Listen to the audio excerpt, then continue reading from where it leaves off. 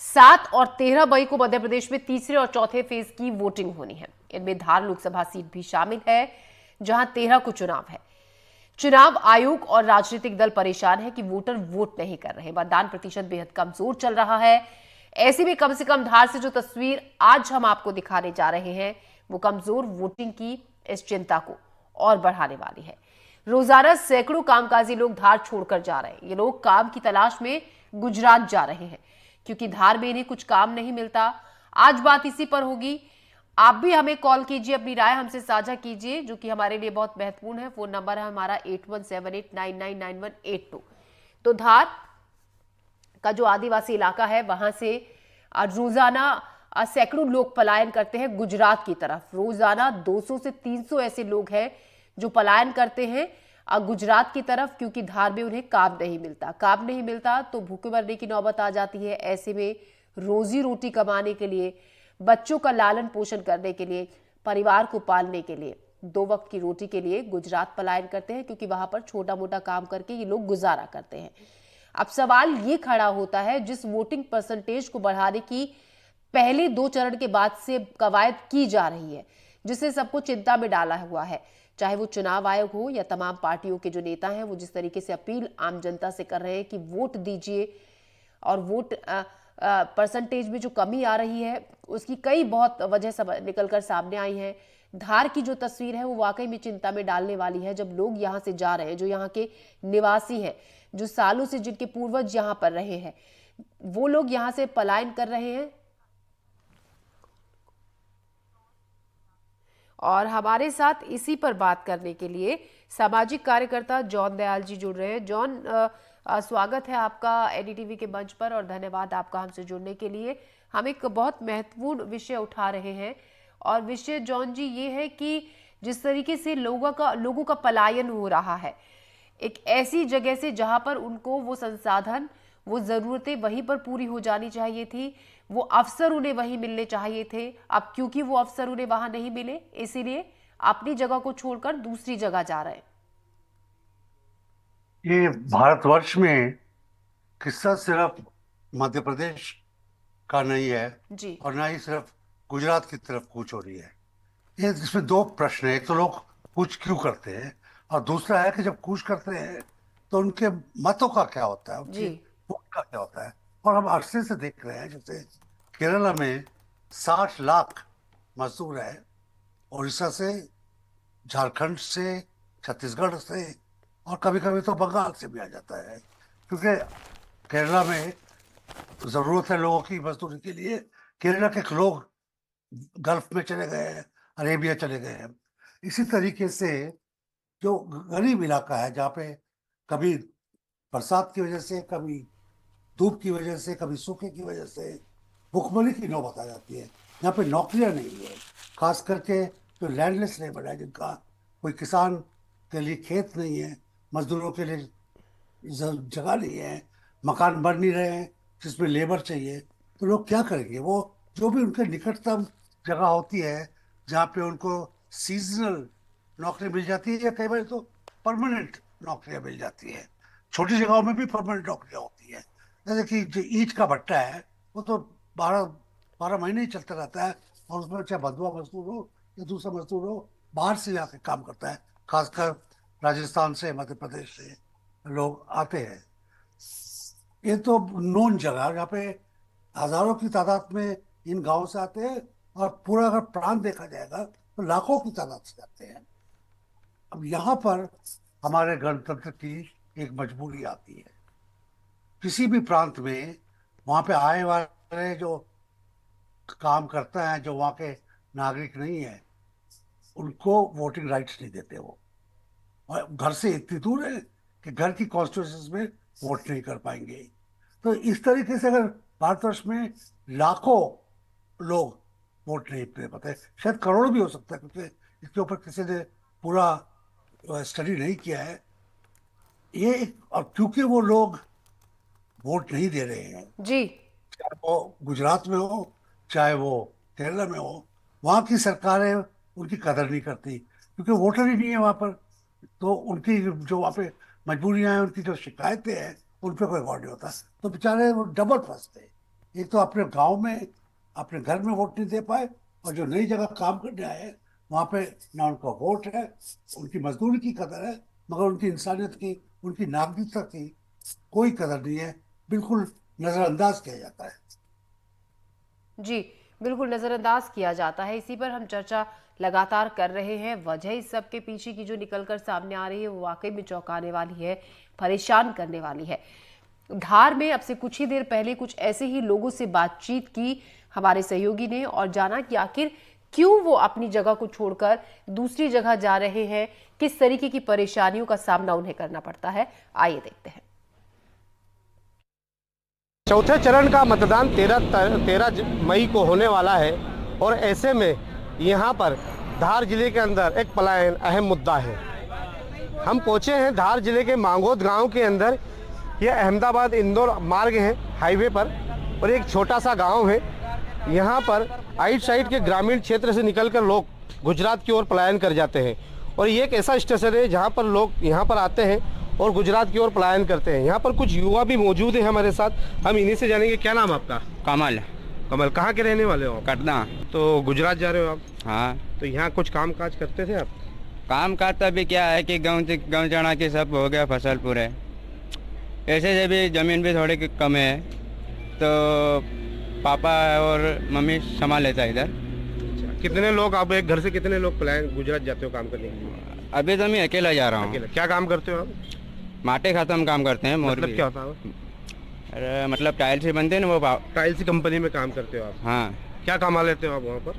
वहाँ पे करीब 15,000 रुपये रहते हैं। तो फिर वोटिंग कहाँ जाएगी? आप चले जाओगे काम के लिए तो वापस भी आ सकते हैं हम। अच्छा, वापसी भी आ सकते हैं। हाँ। और कुछ युवा बैठे हुए हैं यहाँ पर, हम इन्हीं से जानेंगे। क्या नाम आपका? जीवन। जीवन जी, क्या काम करते हैं आप? प्रेस में, टाइल्स में। टाइल्स में। कहाँ करते हो? गुजरात। गुजरात में। हाँ। तो कहाँ के, यहीं के रहने वाले हो? हाँ। तो आप बस का इंतजार कर रहे हो? हाँ। कहाँ के लिए? गुजरात जाने के लिए। हाँ। तो यहाँ कोई काम नहीं है? काम नहीं है अभी।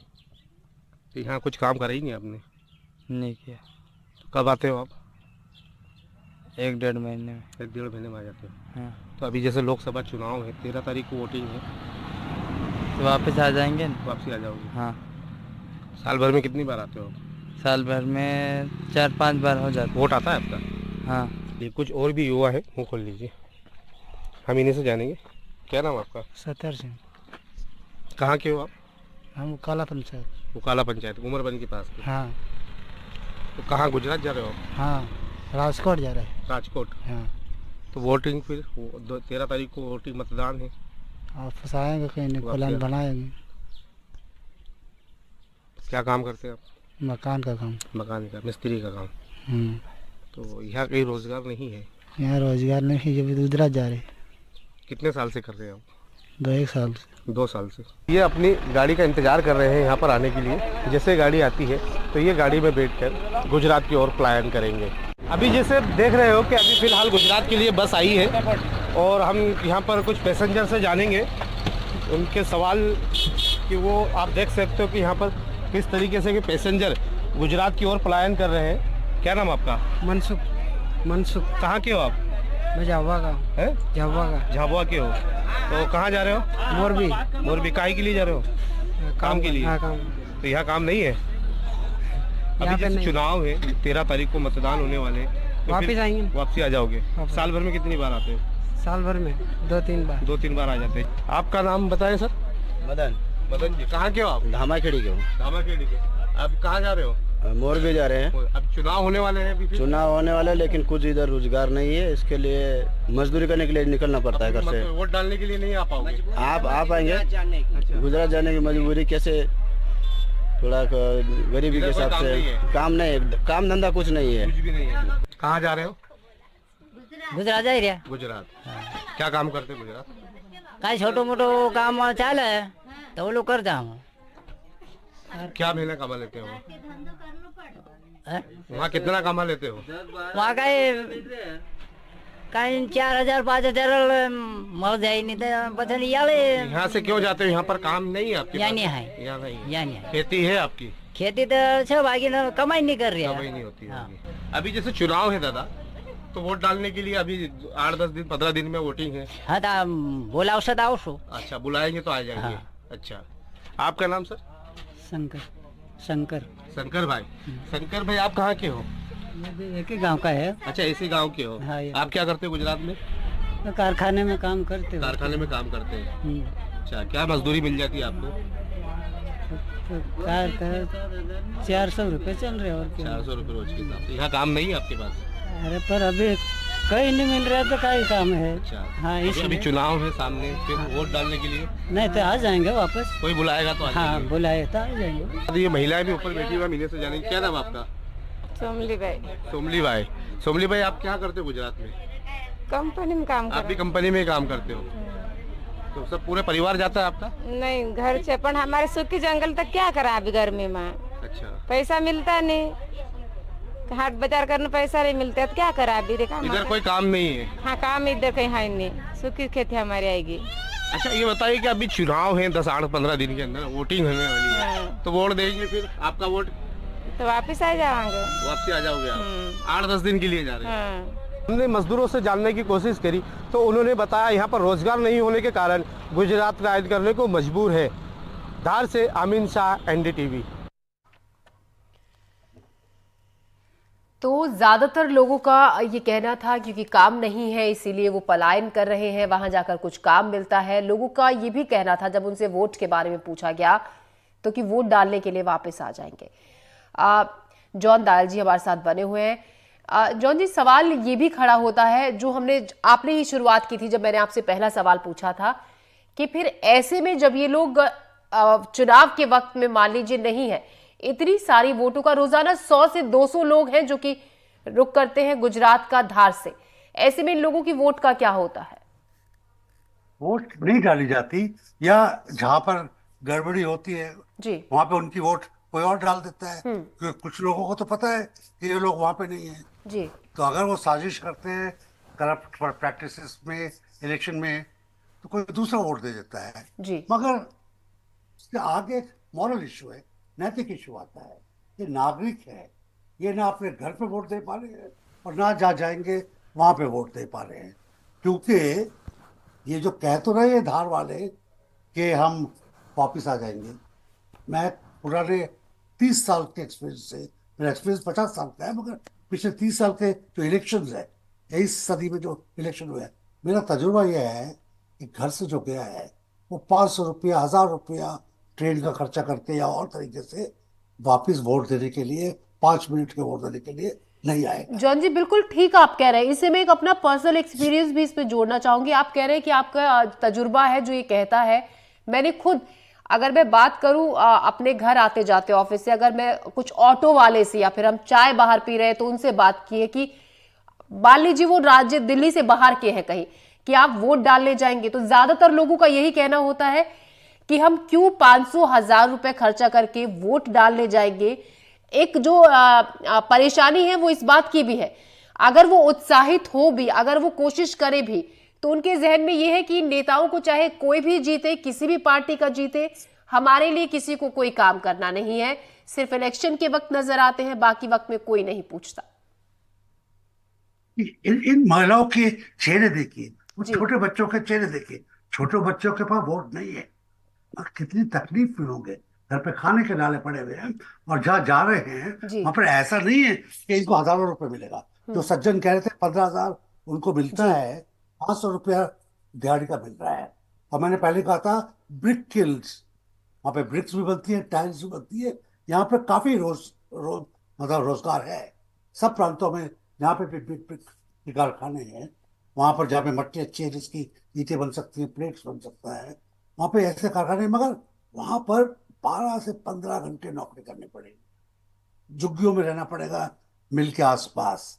छोटे बच्चों को 15,000 में, अब 4 आपकी फैमिली है, क्या खिलाएंगे उसको, क्या बचाएंगे, क्या घर जाने के लिए खर्चा कहाँ से लाएंगे? तो ये तो बिल्कुल मार्जिनलाइज लोग हैं, इनके लैंडलेस लेबर है, इनके ऊपर पूरे देश में तो ये 20 लाख, सॉरी, दयाल साहब एक देखिए बहुत तो फर्क पड़ता है, बहुत फर्क हाँ, पड़ता है। नहीं, जैसे कि मैं आप बोल बता रहा रहे हैं, हूँ आपने लंबे वक्त से इस में काम किया है क्या इस क्षेत्र में। वो हम अगर और आप ही से जानना चाहें, नहीं, नेताओं को उनको तो फर्क पड़ता है क्योंकि इतनी उनको प्रतिशत जी वोट कम हो नहीं जाएंगे उनके अगर एक जगह से मैं इतने कम लोग पलायन मैं करेंगे। कम तो कम क्या कंप्लीट कर कभी दूं। ऐसी कोशिश की जाती है, कभी आपने ऐसा देखा हो कि अगर ऐसी समस्या है किसी जगह पर तो इन लोगों को वहां से जाने से रोका जाए, हालात में, परिस्थितियों में कुछ बदलाव करने के लिए कम से कम कोई कदम तो उठाया जाए? क्या आपको नहीं, लगता है अगर कभी हुआ है ऐसा कुछ जगहों पर? अगर इसके फायदे भी और नुकसान भी है। हम्म। धार में या झाबुआ का कह रहे थे, झाबुआ में क्या कर लेंगे आप? अरे वहां पे करोड़ों रुपए की फैक्ट्री तो लगा नहीं सकते। आसपास कोई माइंस का वो नहीं है, पानी नहीं है, जी। बिजली नहीं है, हम्म। कोई फैक्ट्री तो लगा नहीं सकते जी। वहां पर। ये हम कहते तो है मुंह से कि सब हाँ। जगह जॉब्स नहीं जाए, मगर हर गांव में तो नौकरी नहीं अचानक बढ़ सकती ना। कारखाने नहीं खोल सकते, हस्तकारी दस्तकारी के काम भी क्या हो सकते हैं। हर गांव में नहीं नौकरी खोले जा सकते हैं, लेकिन नहीं, दयाल जी, लेकिन मगर कुछ मगर जैसे नजदीकी इलाकों में, नजदीकी क्षेत्रों नरेगा में तो हो सकता है ये। नहीं, मगर एक था कहा, नरेगा था। नरेगा इसी चीज के लिए बनाया गया था कि साल में कम से कम 100 दिन की नौकरी तो मिले, ताकि खाने पीने को लाले ना पड़ जाए। अगर लाले नहीं पड़ेंगे, 100 दिन की नौकरी है, तब भी आदमी गुजारा कर लेगा, थोड़ी सी छोटी कर लेगा, बकरी पाल लेगा, मुर्गी पाल लेगा, मगर एक बेस लेवल की इनकम उसको चाहिए अपनी जगह पर रहने के लिए। मैं और आप भी जब नौकरी करते हैं, हमको इतनी तनख्वाह तो चाहिए कि हम किराया दे पाए और ट्रांसपोर्ट कर पाए, कुछ घर पे बेच पाए और कुछ खुद खा पाए। इसका कोर जो मिनिमम है वो आप लोग नहीं कर पा रहे। कोई भी प्रांत चाहे किसी भी पार्टी का हो, नहीं कर पा रहा है। गवर्नमेंट्स पिछले 70 साल में नहीं कर पाई। नरेगा एक अकेला था जिसमें कुछ लोगों को फायदा हुआ। दूसरी बात मैं एक और बात कर रहा हूँ, जो हमारे जो पॉलिसी मेकर्स हैं, जिनको हम वोट देते हैं, जो सरकार बनाते हैं, उनको और इलेक्शन कमीशन, उनको भी सोचना चाहिए कि शायद पूरे देश की वोटिंग में से 10%, मैं मान के चल रहा हूँ, फिगर्स कोई पक्के नहीं है, अंदाजा, शायद 10% लोग इस वास्ते वोट नहीं दे पा रहे कि वो अपने घर से दूर कहीं काम कर रहे हैं। बिहारी पंजाब में कर रहा है, पंजाबी बैंगलोर में कर रहा है, कर्नाटका वाला यूएस में कर रहा है। इनको किस तरीके से, क्या लॉन्ग डिस्टेंस वोटिंग हो सकती है? क्या उसका वोट इमीडिएटली थोड़ा ट्रांसफर हो सकता है कि जहां पर है वो उसी पंचायत में, उसी प्रांत में वोट दे पाए? ये सोचने की बात है। उसके ऊपर लंबा डिस्कशन के बाद कभी ना कभी तो ऐसा, क्योंकि आजकल डिजिटल है, आप वोट लोकल भी दे सकते हैं, दूर से भी दे सकते हैं, अगर वो उसकी सिक्योरिटी बरकरार रहे। ये लॉन्ग टर्म है। इलेक्शन कमीशन को, हमारे जैसे समाजकर्ताओं को, सरकारों को, पुलिस वालों को जो सिक्योरिटी देते हैं, मिल के सोचना पड़ेगा। और आपने प्रोग्राम किया, मेरा ख्याल है ये अकेला प्रोग्राम है जिसमें फोकस कर रहा है इलेक्शन और पलायन और नागरिकता किस तरह खो देते हैं लोग। नागरिकता हमारी क्या है? नारे लगाना तो है, मगर वोट देने से हमारी नागरिकता बनती है। हम अमेरिका चले जाएं, वहां पे वोट नहीं दे रहे हैं, तो वहां पे हम बस सफेद देश में काले आदमी बनते हैं। अगर वहां पे वोट दे पाते तो नागरिक बन पाते, सांसद से बात कर पाते, सरकार के ऊपर कुछ हावी हो सकते थे। और भी बहुत नागरिकता के बहुत फायदे हैं जिनको हम सोचते नहीं है, जब तक कि नागरिकता हमारी खो जाती है। जब हम ये व्यापार के लिए या काम के लिए या पेट पालने के लिए एक जगह से दूसरी जगह जाते हैं और वहाँ पे अनजान है, बेगाने हैं, कोई कदर नहीं है हमारी वहाँ पे। जब भी लोकल क्राइम हो जाता है, बाहर से आए हुए बंदों को पकड़ लेते हैं, ये बाहर से आया है, इसने रेप किया है, इसने मारा है, इसने पिटाई की है, इसने चोरी की है। ज्यादातर आप यही देखेंगे। और टीवी पे जो जैसे केरला है, जहाँ बारे में मैं कुछ जानता हूँ, वहाँ पे पहला पुलिस वालों का ये होता है कि ये किसी बाहर वाले ने आके काम किया है, जैसे लोकल लोग क्राइम करते ही नहीं है। तो ये जो, जब आप घर में भी नहीं है, बाहर के भी नहीं है, तो क्या मजबूरी है? इसको हमको बड़ी संवेदना से इसके ऊपर सोचना पड़ेगा। और जैसे मैंने कहा, अगली सरकार जब आती है उसको इसके ऊपर एक बखूबी काम करना चाहिए, और फिर पार्लियामेंट में किस तरीके से इसको हो जाए, किस तरीके से लॉन्ग डिस्टेंस वोटिंग हो जाती है, या कंपल्सरी हो जाए कि जिस प्रांत में आप हैं वहां पे आपका वोट मान्य होगा और आपको लोकल कॉन्स्टिट्यूंसी में वोट देने का अधिकार होगा। जी। और अब हमारे रिपोर्टर ने, हमारे सहयोगी ने आगर मालवा से भी कुछ लोगों से बातचीत की थी कि किस तरीके से वहां पर हालात हैं, उसके बारे में उन लोगों से ही जानने की कोशिश की। आइए देखते हैं एक रिपोर्ट। 1 मई यानी साल का वो दिन जिसको मजदूर दिवस के रूप में याद किया जाता है, इन मजदूरों की जिंदगी कैसे गुजर होती है, कैसे बसर होती है, कितनी तकलीफों से गुजरते हैं, इनसे हम बात करेंगे तभी जान पाएंगे। चुनाव सर पर है, तमाम तरह के मुद्दों पर यहाँ बात हो रही है, तमाम तरह के खबरों में आप देखेंगे तो नेताओं के भाषण अलग अलग लच्छेदार होते हैं, लेकिन इस चुनाव में क्या वाकई इन मजदूरों की बात हो रही है? एक मजदूर यहाँ पर मौजूद है, इनसे बात करेंगे। आपका नाम बताओ। जय नारायण, मेरा नाम जय नारायण जी, आप कहाँ रहते हैं? डोटी। तो जय नारायण जी, आपके परिवार में कितने लोग हैं? 8-10 लोग हैं हमारे। 8-10 लोग हैं। तो कैसे गुजर बसर करते हो आप? क्या क्या तकलीफें आपकी? मजदूरी करके करते हैं और क्या। तो 8 ही 10 लोग आपके ऊपर निर्भर है पूरी तरह से? हाँ, वो भी काम करते हैं, मैं भी करता हूँ। एक तो आपके क्या ख्वाब है बच्चों के लिए? बच्चों को पढ़ाई कराना है, ये करना है, सारी चीजें क्या चाहते? यही ख्वाब है कि वो अच्छा स्कूल में पढ़ लिख ले और आगे बढ़े, और क्या। तो आपको लगता है कि ये सब मजदूरी करके आप पूरा कर पाएंगे सब ख्वाब? ये तो नहीं कर पाएंगे सर, महंगाई का जमाना है, ये थोड़ी कर पाएंगे सर। आप चाहते हैं क्या है, किस तरह की मजदूरी होना चाहिए आपकी? किस तरह की मजदूरी? थोड़ा रेट बढ़ के होना चाहिए तो काम चले। तो मजदूरी बढ़ के रेट बढ़े तब जाके इनके बच्चे पढ़ पाएंगे। ठीक है, और भी देखो आप ये बढ़ाई का काम भी यहाँ पे कर रहे हैं, सुतारी काम, लकड़ी के संबंध में जो रहते हैं, इनसे भी बात करने की हम कोशिश करेंगे, ये किस तरह से काम करते हैं। आपका नाम क्या है? नेमचंद जी, कहाँ रहते हो आप? बचनपुरा में। नेमचंद जी, आप बताओ, ये जो मजदूरी आप करते हो तो आपको इस काम करने में मजा आता है? नहीं आता है। क्यों? फिर क्यों करना पड़ता है? ये मजबूरी है? मजबूरी है, मजबूरी में करना पड़ता है। क्यों? क्या करो, मजबूरी में, परिवार चलाने के लिए। परिवार के लिए। अच्छा, अभी चुनाव चल रहा है, अभी सामने आपको देखा होगा टीवी पे, अखबार में आप पढ़ते होंगे, देखते होंगे, तो चुनाव में बहुत सारी बातें सामने आ रही। आप मजदूरों की कितनी बात हो पा रही है, आपको पता है कुछ? वो अभी वो मजदूरी बहुत देखता हूँ, कम देखता, टीवी में कम देखता। अच्छा, आप क्या चाहते हैं मजदूरी के मामले में? किस तरह का रेट वगैरह होना चाहिए आप लोगों का? रेट तो मतलब बढ़ना चाहिए, रेट बढ़ना चाहिए। दिन भर आदमी काम कर रहे, पैसा नहीं मिले फिर क्या मतलब? उसमें आते पैसे नहीं दे, कमीशन खा जाए। अच्छा, तो ये भी होता है, कमीशन भी खा जाता है मजदूरी है? कौन लोग रहते हैं? लोग ये दूसरे रहते हैं, जैसे आप लोग दूसरे हम तो 200 रुपए चाहिए, तो ठेका पद्धति में आपको पैसा कम मिल जाता है? कम मिल जाता है, फिर क्या करो? जब बाद में कम ठहराते हैं, उसके बाद में कम ले जाते हैं।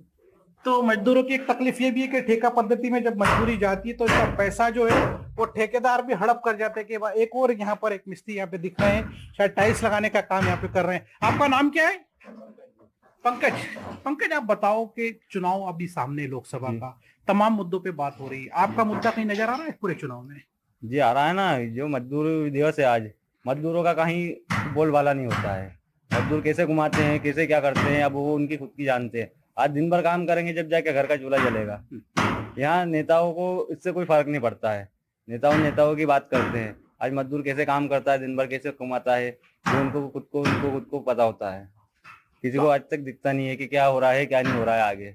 तमाम तरह के भाषण सामने आते हैं नेताओं के, जनप्रतिनिधियों के, हम सुनते देखते हैं। आपको लगता है कि मजदूरों के लिए कोई जगह उस भाषण में दिखी? अभी तक इस चुनाव में कहीं मुद्दा बन पाया मजदूर? उसका अभी तक कहीं सुना भी नहीं है और ना तक अभी तक मुद्दा बन पाया है। मजदूरों का कुछ काम के लिए करा जाता है, मजदूर दिन भर काम करता है, दाल ही कमाता है, उसी में गुजारा होता है। ना तो आज तक किसी नेताओं ने कुछ करा है और ना नेताओं ने कुछ भाषण दिए हैं इस चर्चा पे, ना नेताओं ने कुछ कहा है कि नहीं मजदूरों के लिए कुछ करा जाए आगे। तो इस चुनाव में क्या मुद्दा होना चाहिए, आप क्या मानते हैं आपके हिसाब से? इसके हिसाब से मजदूरों का भी कुछ होना चाहिए, मजदूरों के रेट भी बढ़ना चाहिए। मजदूर कैसे क्या कमाते हैं, कैसे क्या होता है, उन्हें कुछ समझना चाहिए नेताओं को, उनके बारे में भी कुछ सोचना चाहिए। ये कोई भी नहीं सोचता है। नेताओं ने आज सोच रहे हैं, आज हम भी वोट डालने जाते हैं, तो नेता आगे बढ़ेंगे तो हमारी भविष्य बढ़ेगा। आज भविष्य हमारा पीछे चल रहा है। आज हम अगर आगे पीढ़ी लेके चलेंगे तो आज हम कुछ कमाएंगे, जब जाके आगे पीढ़ी बढ़ेगी, हमारे लिए कुछ करे, इसके लिए करते हैं। तो बहुत ही ताकीद बात इन्होंने की है कि जब ये मेहनत करेंगे तब ये गुजर बसर कर पाएंगे, लेकिन नेता जो लोग हैं भाषण बातें सब करते, मजदूरों का मुद्दा कहीं नजर। एक और यहाँ पर दिख रहा है शख्स, यहाँ पे आपका नाम बताओ। मेरा नाम रोहित कुमार है। रोहित, कितनी उम्र है आपकी? 19 साल। 19 साल है, मतलब आपका वोट आ गया? अभी नहीं आया। क्यों वोट के लिए क्यों अप्लाई नहीं किया आपने? वोटर आईडी नहीं बनी। वोटर आईडी नहीं बन पाई। अच्छा, आप ये बताओ, आपकी उम्र 19 साल है, क्यों आपको मजदूरी करना पड़ रही है? मजदूरी क्या आपकी? वो अपने पैसे, अभी गरीबी चल रही, खाना पीना सब महंगा हो गया, इसलिए। ये तो आपके पढ़ने लिखने की उम्र है, अपने काफी कुछ पढ़ सकते हैं, आगे बढ़ सकते हैं। आप क्या ख्वाब है आपके? मेरा बिजनेस का है। क्या चाहते हैं आप? किस तरह से पढ़ाई करना चाहते हैं? क्या दिक्कतें आ रही हैं आपको? तो घर पे दिक्कत है, महंगे सब हो गए, ऐसे एक मन क्या करे, इसलिए अपने को भी करना पड़ता है काम। देखिए, बड़ा ख्वाब इनका है, बिजनेसमैन बनना चाहते हैं। रोहित यहाँ पे 19 साल की उम्र है। जब ये इनकी पढ़ने लिखने की उम्र में यहाँ पर मजदूरी करना पड़ रही है, वोटर के लिस्ट में इनका नाम अभी हालांकि नहीं आ पाया, तो मजदूर वो है जो सो जाते फुटपाथ पर कहीं भी अखबार बिछाकर। इनको नींद के लिए किसी गोली की जरूरत नहीं होती। कैमरा सहयोगी रोशन बैरागी के साथ आगर मालवा से जफर मुल्तानी, एनडीटीवी।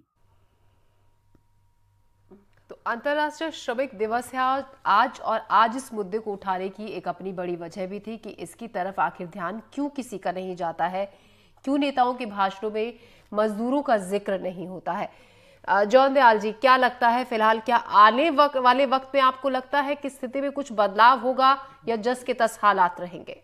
देखिए, इंटरनल जो माइग्रेशन है, खास करके मार्जिनलाइज तबके की, ये असल में बात इसका एक ही सोल्यूशन है कि इसका पॉलिसी जो बनाते हैं उनकी नजर में आए। हमारे पास आंतरिक पलायन, माइग्रेट कर रहे हैं, यूके यूएस जा रहे हैं, उसके प्रति तो एम्बेसी कुछ तैयार रहती हैं, लोकल कुछ तैयार रहते हैं, मगर जो हमारा बहुत बड़ा तबका, बिहार पंजाब की खेती बिहार ही आके करता है, कश्मीर में भी, केरला का मैंने बताया, सारा मजदूर उत्तर पश्चिम से ही आता है, उत्तर पूर्व से आता है। ये इंटरनल प्लान में सिर्फ वोट की बात नहीं है, सिर्फ मिनिमम वेज की भी बात नहीं है। ये जो आपने जो भी कैमरा आपका देखा, वो राज मजदूर हैं। राज मजदूरों की तनख्वाह सबसे अधिक है, क्योंकि कुछ ट्रेनिंग होती है, मकान में सील लगानी पड़ती है, फिनिशिंग करनी पड़ती है, प्लास्टर में कुछ हद तक ट्रेनिंग आ जाती है उसमें, वो बड़ी तनख्वाह के है। और जो बाकी लोग हैं, जो छोटा काम कर रहे हैं, जो खेत में काम कर रहे हैं, उनकी तनख्वाहें इतनी भी नहीं होती है। उनके पास वोट के अलावा और भी कुछ नहीं है। उनके पास मेडिकल इंश्योरेंस नहीं है, उनके पास डिस्पेंसरी में, पब्लिक डिस्पेंसरी में भीड़ में खड़े होकर रह रहे, तो ठीक है, मगर रूरल एरियाज में, विलेजेस में जो लोकल पंचायत का पब्लिक हेल्थ सिस्टम है, पंचायत का प्राइमरी हेल्थ सेंटर है, उसके अलावा कुछ नहीं है।